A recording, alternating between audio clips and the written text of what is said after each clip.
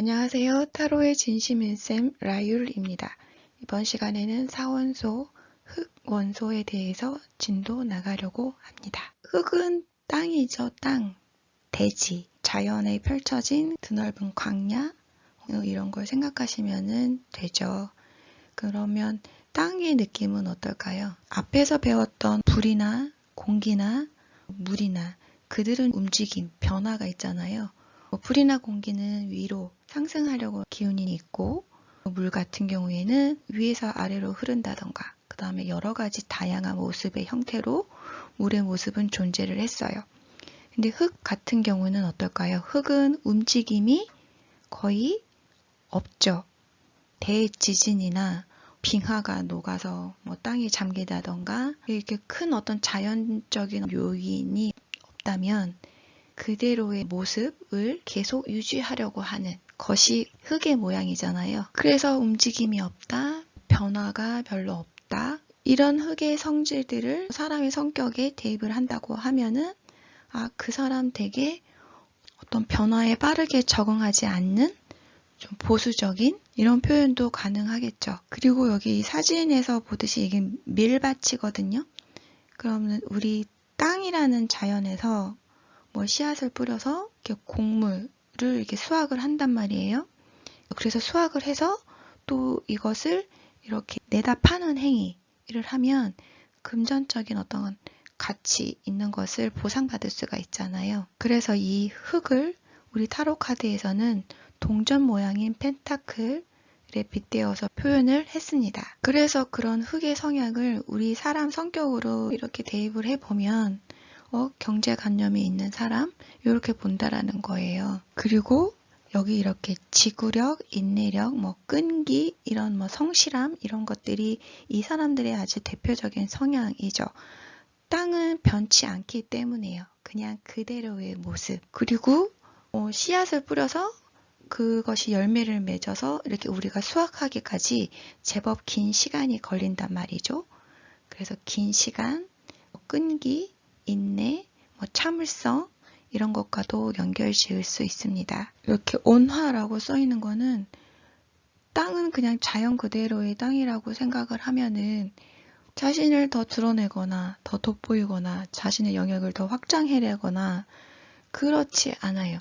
그냥 주어지면 주어지는 대로, 비 오면 비 오는 대로 받아들이고 눈 오면 눈 오는 대로 자연의 현상, 어떻게 보면은 앞에 우리가 배웠던 공기와 물과 불의 어떤 그 속성을 다 이렇게 품어내는 게 또 이 흙인 것 같아요. 그래서 그렇게 모든 영역들을 다 받아들이는 속성이 우리 사람 성격으로 가면은 웬만하면은 그냥 당신 의견 그런가요? 네, 그렇군요.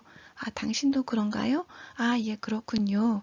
이렇게 타인의 어떤 의견들에 대해서 특별하게 내 주장을 더 강요하거나 더 세게 표현한다던가 이렇게 하지는 않아요. 이들은 웬만하면 다른 사람들의 의견을 이렇게 수용하려는 속성이 있어요. 그래서 좀 온화하다, 좀 원만하다 이런 말들하고 어울리는 것 같아요. 그리고 지금 여기 성향에서는 적혀 있지는 않는데 이들은 되게 현실적이다, 실질주의다, 실리주의다 이런 이야기도 많이 하거든요. 비현실적인 거를 지극히 싫어하는 성향들이 강해요. 땅은 거짓말을 안 하잖아요. 정성 들여서 그렇게 가꾸고 열심히 노력을 들여서 오랜 시간 땀과 정성으로 그 곡물을 키우면 땅은 그거에 대한 보상을 해주죠. 내가 그만큼 애쓴 거에 대한. 그래서 그런 것들을 이렇게 성격하고 접목을 하면 이들은 목표를 성취하는 그런 과정을 되게 중요시하고 그 다음에 그 과정으로 인한 결과물도 되게 중요시하는 경향이 아주 강해요. 그러니까 되게 현실적인 거고 따박따박 뭔가 추적해서 어떤 거에 도달해내는 그렇게 펜타클 성향이 정리가 될 것 같고요.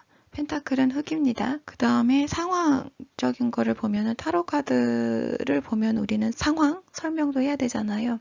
카드를 뽑았는데 펜타클이 우르르게 있다. 그러면 그런 상황은 어떤 상황이냐면 돈, 경제적인 거 이런 것과 당연히 관련이 있을 거고, 그거랑 좀 연결을 시키면 유산, 상속, 증여, 뭔가 내가 어떤 결과물을 받게 되는 상황, 반대로 내가 그 결과물을 주게 되는 상황일 수도 있어요. 때에 따라서. 그리고 펜타클은 동전이니까 되게 계산적인 거다. 계산을 해봐야 된다.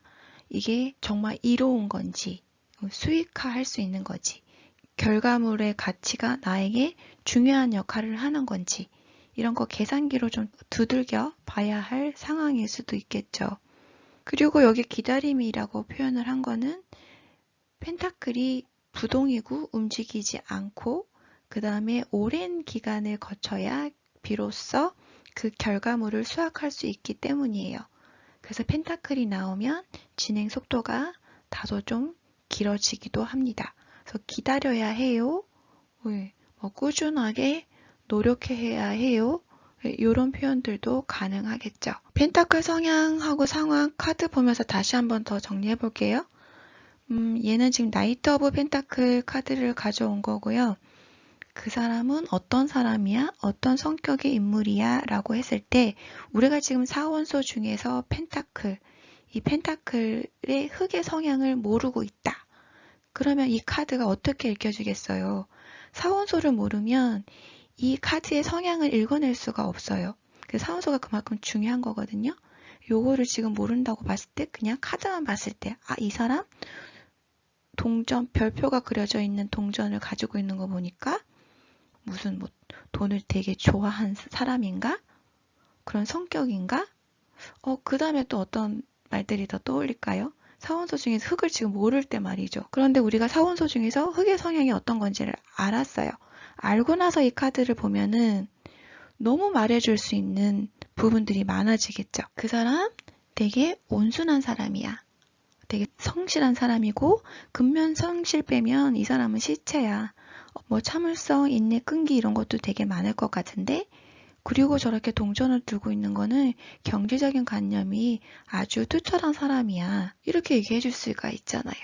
그만큼 사원소가 아주 중요하다라는 거고 사원소 꼭 잊지 않고 계속 오래오래 반복 학습하셨으면 또 카드는 어떤 상황인지도 읽어내야 되잖아요. 그러면 그것도 다 사원소로서로도 해결이 돼요.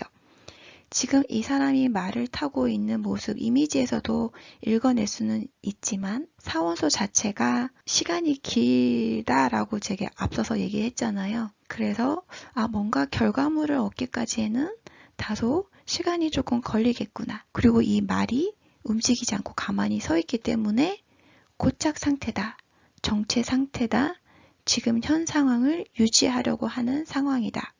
이미지에서도 그렇게 읽을 수 있지만 오래 걸린다, 유지한다, 고착 상태다. 요거 다 펜타클 흑의 성향이기도 해요. 그래서 카드를 읽을 때 사원소를 적용해서 잘 읽어낼 수 있다면 아주 훌륭한 거거든요. 네. 사원소 흑은 이렇게 카드에서는 펜타클의 모양으로 상징을 하고 있죠. 그래서 펜타클 카드가 이렇게 여기선 지금 10장만 나와 있는데 앞서 보여드린 나이트 오브 펜타클을 포함하고 있는 코드 카드 4장도 흑의 성질을 갖고 있는 카드입니다. 펜타클 카드는 어쨌든 경제적인 이야기, 금전적인 이야기를 많이 담고 있기 때문에 그런 것들이 나한테 좀 들어오는 시기인가? 그걸로 접근을 한다 하면은 아주 뽑고 싶은 카드들이 이렇게 많이 내포되어 있죠. 그래서 지금 경제적으로 좋은 소식이 있으려나? 이런 것도 살짝 기대할 수 있는 카드들입니다.